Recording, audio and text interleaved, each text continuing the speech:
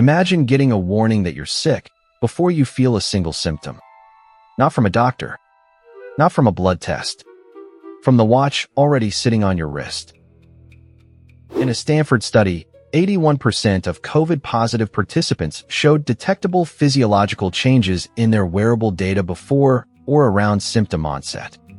In a few cases, that warning came more than 9 days before anyone felt sick at all. The signals were already there. They just weren't. Here's the part that surprises most people. Your smartwatch isn't looking for a virus.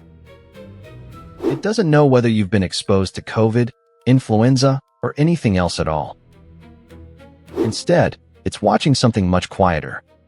Modern wearables continuously track resting heart rate, sleep quality, activity levels, sometimes skin temperature, building a highly detailed picture of what normal looks like, not for the average person, but for your body specifically.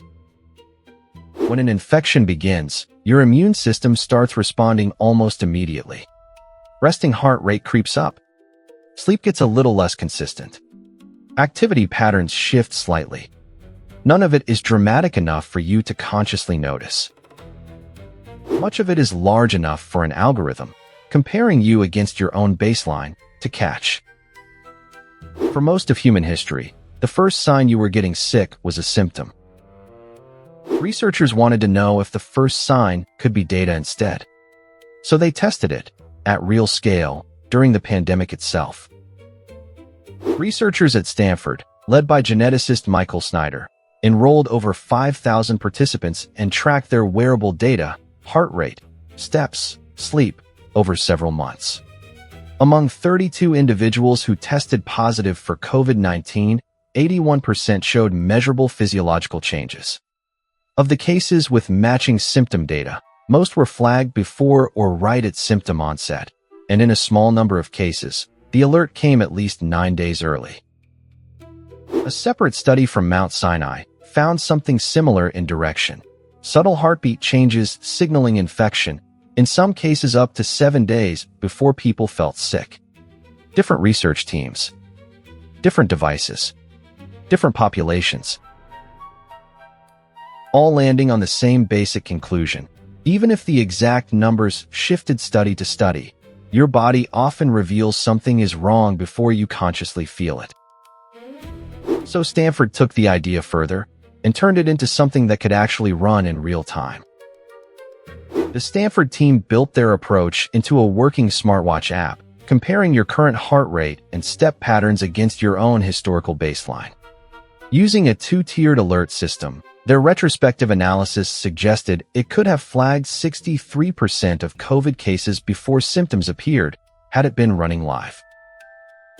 More recent research from Texas A&M and Stanford has pushed even earlier into the illness timeline, suggesting wearables may detect physiological responses very early in the course of both COVID-19 and influenza, sometimes before symptoms develop.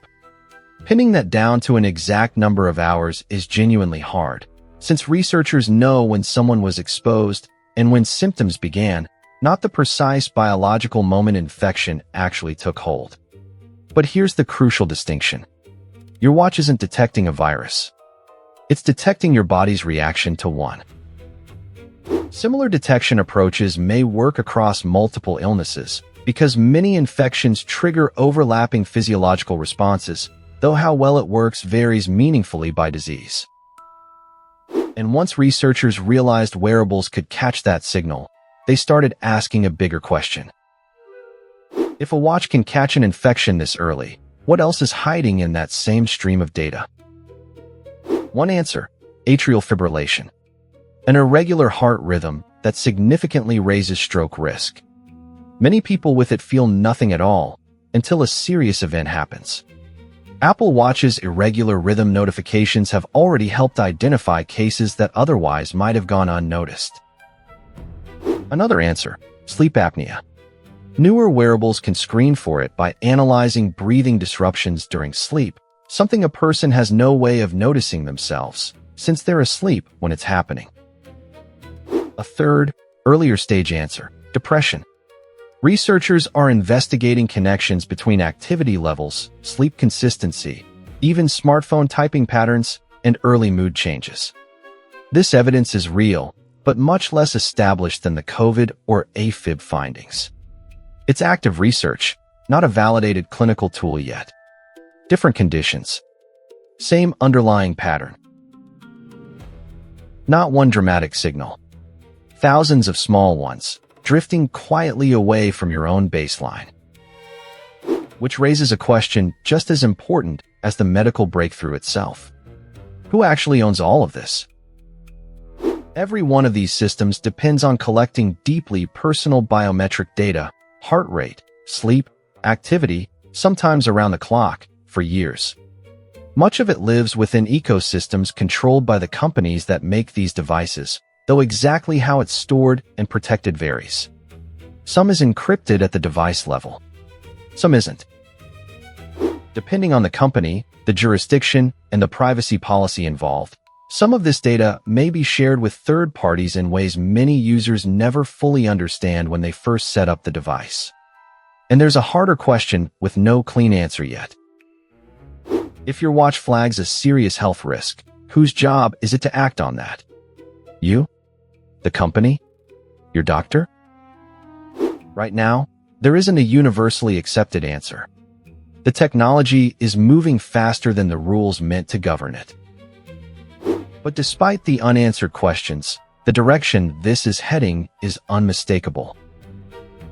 For decades, healthcare has run on snapshots. You feel something. You book an appointment. A doctor examines one narrow moment in your health history. Wearable technology points towards something else entirely. Continuous monitoring. Continuous comparison. Continuous awareness. Instead of waiting for symptoms to become obvious, these systems may flag subtle warning signs while a problem is still developing, when intervention tends to be easier, less invasive, and more effective. That could mean earlier detection of infections, heart conditions, sleep disorders, and possibly mental health changes down the line. Though how well this performs across large, general populations, including how often it's wrong, is still being actively studied. The remarkable thing was never that your smartwatch can measure a heart rate. It's that after watching you long enough, it learns what normal looks like for you specifically. And once it knows that, it can start to notice the earliest signs that something isn't. Your doctor sees you a few times a year. Your watch sees you every minute. That's not science fiction. Multiple peer-reviewed studies have already shown it. It's sitting quietly on millions of wrists right now. If that changes how you look at your own wearable device, that's exactly the right reaction to have. Subscribe for more deep dives into the health technology quietly working in the background of your daily life. And tell me in the comments, has your smartwatch ever flagged something before you actually felt sick?